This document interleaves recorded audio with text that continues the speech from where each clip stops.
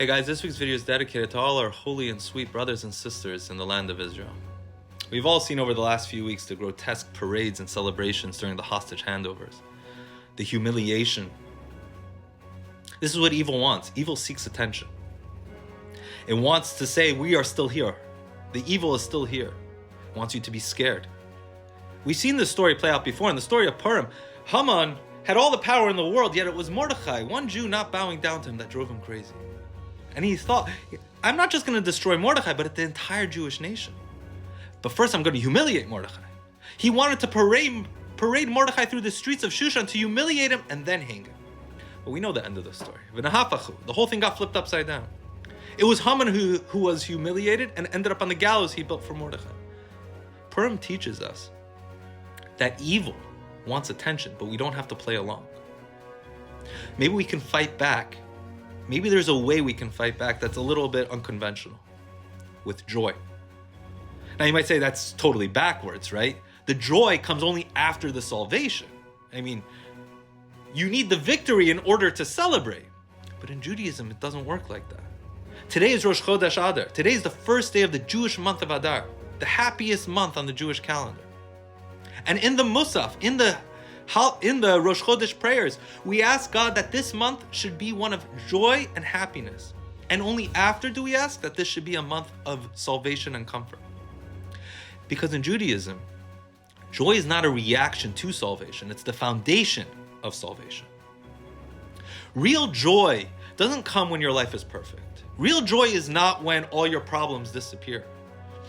Real joy is the recognition that God is always with you and always has been with you. That even when there's evil parading down the street, God is there as well.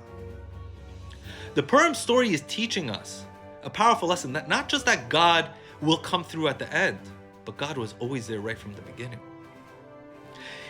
When the Jewish people had a death sentence hanging over their head for the entire Jewish population on this planet, God had already moved the pieces into place for the salvation.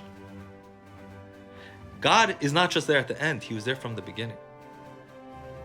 And therefore joy is not just a reaction, but it's the foundation. It triggers. That's why the Jewish people are still here. Not because we've always been, we haven't waited for the salvation to celebrate.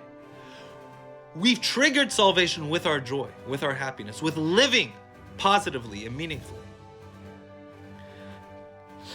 Keith Siegel, one of the hostages who was released, related last week a powerful idea.